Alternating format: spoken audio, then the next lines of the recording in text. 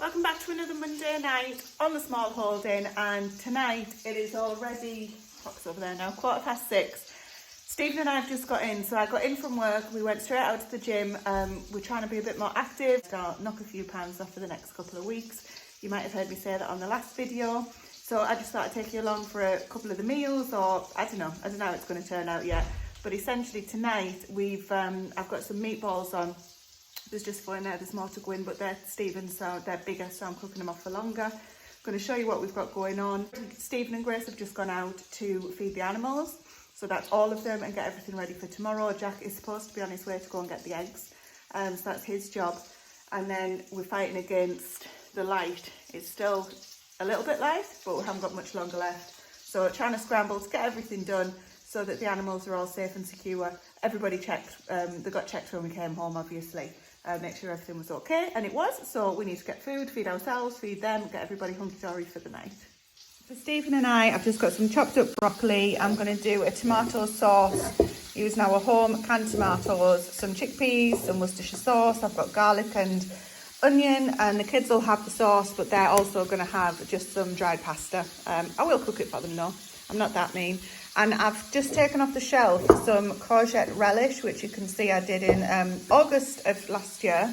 So I'm going to get all that cooked up and get the meatballs browned off and in the oven, get the sauce cooked in here, and then I've just got the kettle boiling to do the pasta and the broccoli as well. So it should work out okay. So you might remember from the last video, if not, Stephen and I both work away from the home full time, but I work 3 days in the office and 2 days at home. So today was an in the office day, which you probably picked up on.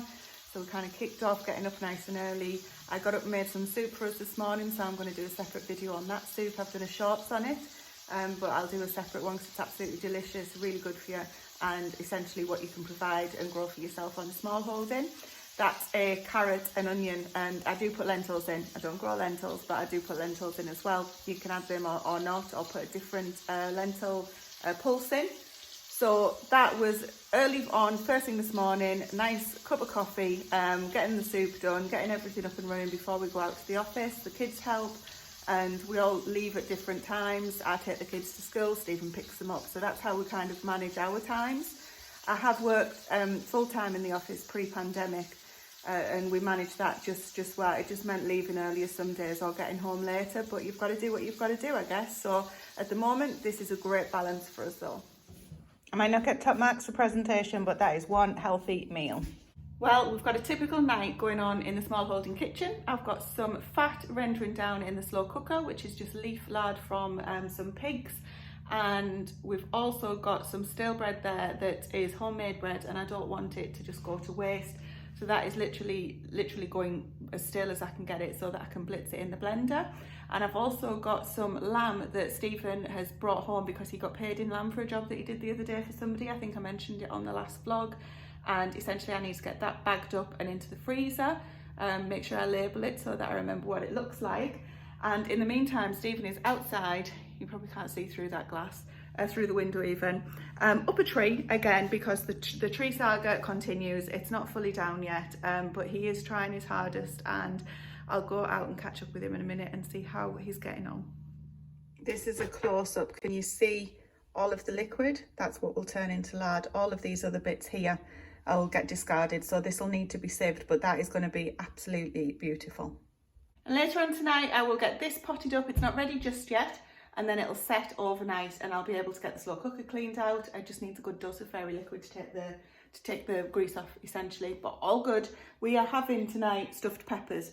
But I did get a little bit distracted then, I apologise. I'm going to head outside and show you what's going on with the tree now, because it's getting stepped up a gear from what I can hear. At least it's down.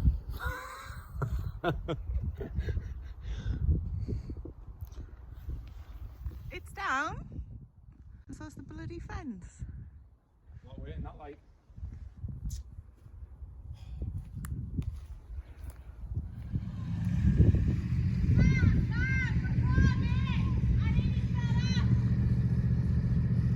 This is what the grass should look like, and this is what's happened.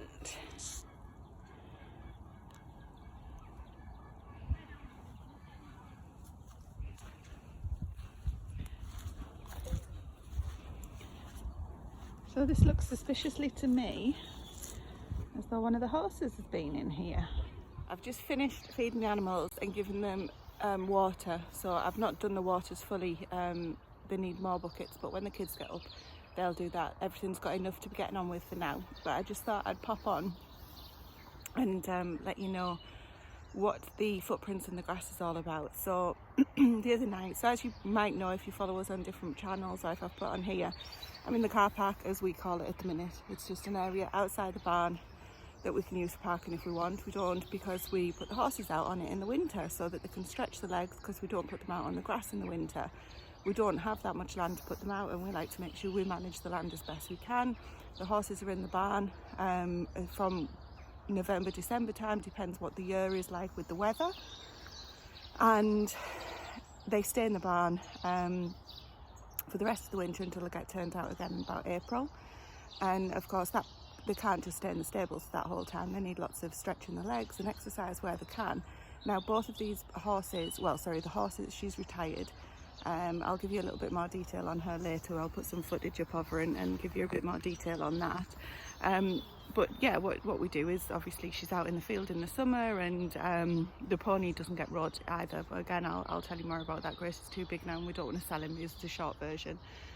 So they come out in the car park for a few hours and they love it, and they just stand in the sun and they just, you know, don't really do that much. They have a few minutes of stupidness. But yeah, they came out the other day. I said to everyone, check the gates, everything sorted. Yes, yes, yes. Right, put them out. Little pony, devil that he can be, noticed the gate was off its latch, nudged it, and then this is what we call the big gardens. This is where the sheep go for a lot of the year. He flipping noticed it was open and decided to big leg it through the gate. Have you heard the phrase, run like the gate's open? Something like that. He did.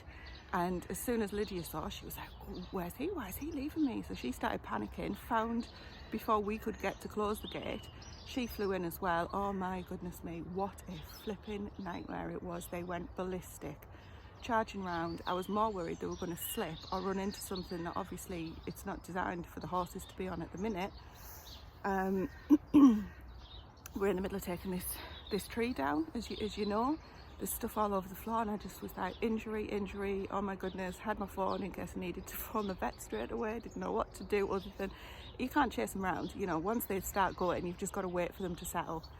Thankfully, Lydia, being the sensible old girl that she is, she settled down a lot quicker than the devil of a pony. And when she'd settled, I managed to get hold of her and bring her in the gate and put her back in the car park behind me. And then there was just the pony. Well, Woody hell catch, so normally I'd just leave him, but he was churning this place up something rotten, and I mean like churning it up, and just, you know, could do himself an injury. Eventually we managed to corral him back through the gate, and he went into the car park at like a full flipping gallop. So I'm thinking, oh my god, he's going to go head first in the greenhouse, but he didn't. He managed to put the brakes on, and they both stood in the car park looking very pleased with themselves. That was fun. I've been out with a fork and took as many of the divots out as I can so nobody else ends up breaking a leg, because the problem is once you've got the divots in the floor, then they get grown over and the ground becomes uneven, and for anything else going out on it, you end up putting your foot down a pothole, and that's a broken leg. That's one of the worries that we have in the field with molehills, in case the horses put their feet down the molehills and keep on going and the leg stays where it is. So I've seen that happen. It's not nice. But yeah, that was what a flipping nightmare. Needless to say, we went in, had a glass of wine after that when we were trying not to, but we enjoyed it. Stephen came home halfway through, by the way. He was like at the gym or wherever he was. Came home and I heard Grace shout, "Dad, the horses are out!" And I can just imagine his face. I was like, it's not that bad, they're still on the property. They haven't escaped completely. They did that once. Anyway, all the fun. So now I've got the jobs done. I just wanted to stop and have a quick chat with you. Let you know what fun we've been having this week, and I'm going to go and sort out the lamb and the fat and everything that I was supposed to do last night, because we got busy with other stuff. So Stephen's at work at the moment, so I've got to get quite a few things done for him coming. So my parents are coming for their chicken. I did allude to it last week, but essentially they don't eat as much as us. There's only a couple of them, obviously. And they come and they take just a chicken breast. They're not keen on the legs and the thighs and the drumsticks and the thighs, and the wings and things, so we make use of those, and I make use of the carcass obviously as well. So I will do, in fact I'll probably do a separate video on it so you can find it easily, but I'm just letting you know in this one that I'll be making the chicken stock and then all the soups and things for next week as well. But yeah, that's what we do, so that we make the most use of the whole bird. They get the meat that they like, we use the rest, we get one breast and all the rest ourselves, so we eat a lot more meat than they do. So I'm going to make a move on that, and I need to get outside. The ground's a little bit frozen this morning, so I want to get the potatoes in this weekend, but they're going in come rain or shine. I need to start growing. All good, all busy.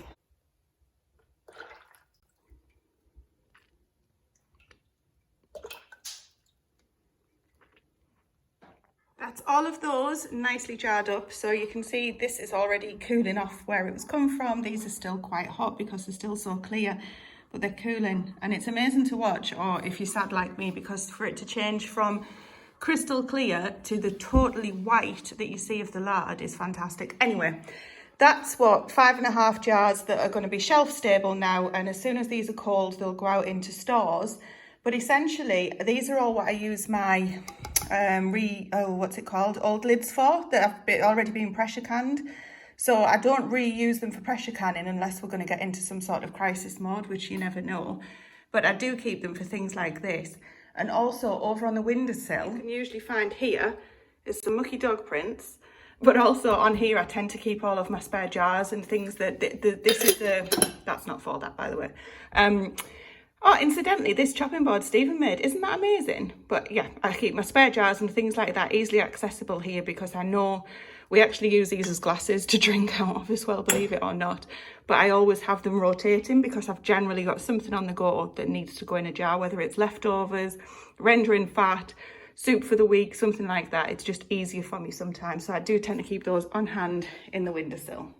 That slow cooker's going to go away now. I need to, obviously, when you're rendering fat, if you're interested, let me know and I'll do a video on it. But you don't have the lid on, so the inside is waiting for the hot water to heat up, because we haven't got any hot water at the moment. So I'm going to get this slow cooker put away. But if you're going to clean up after you've rendered lard, anything that it's touched, make sure you use hot water for. As soon as the cold water touches it, it just goes solid and it's difficult to clean up. So keep your cloths hot, keep your water hot, and you should be, jobs are good. Stephen's come home from work, been straight out shooting, and now he's working on filling up this log pile. So one of the silver linings of getting that tree down, as much as it's hurt us to take it down, probably mentally as well as physically, it's actually given us plenty of logs for the next couple of winters, all being well. A little bit of warmth security, I guess, instead of food security, to take us through the whatever's coming, the great unknown for everybody. So whether we use the electric or not, at least we've got quite a few logs there to keep us going. So that's always a good sign. Doing a little bit in the garden, and I've just got the parsnips in, so I've done 2 buckets, that one and that one, with parsnips. I've done some sideways and some long ways, so horizontal, vertical, whatever you want to say, just to see if they grow better one way or the other. And now I'm just going to have a little walk around and set myself a few jobs for tomorrow, because if I don't try and plan what I'm going to do, I end up doing all sorts of everything instead of really concentrating on getting one job out of the way. So the other day I worked on all of these beds here, making sure that they're pretty much ready except for the things that we can still crop from them. So first thing tomorrow I want to get come out and actually get some of the veg in, so that we've got that ready for the night. And also I want to, well, I'm going to have a look now and figure out what jobs I want to get done. But there's quite a few of greens that I can harvest and we can start using, or give it to the chickens as extra food, because one thing we obviously really need to start looking at is how we can supplement the livestock feed. Not so much the sheep, because they're going to lamb soon. They're due the very beginning of May. And I don't want to, disrupt their diet at all, but the chickens will be absolutely fine. The pigs are obviously fine, we're already doing that. I've nearly got through that beetroot patch there for the pigs. The perennial kale I'll be able to use, things like that, and I want to get the rest of the beds tidied up. So I'm going to have a look around, and then tomorrow get through a load of the jobs that I'm going to set myself tonight, and definitely that'll include taking down the autumn raspberries, because the summer ones are already starting to bud. But yeah, going to do that now, and then we're having burgers for tea tonight. Looking forward to that. I'm absolutely starving, and I really can't wait to open a bottle of wine. How bad's that? Wow, the blossom on that. Oh my god, first bumblebee of the year. Sorry for saying oh my god even that. Can you see? Oh, that is it. We are off. That makes me so happy.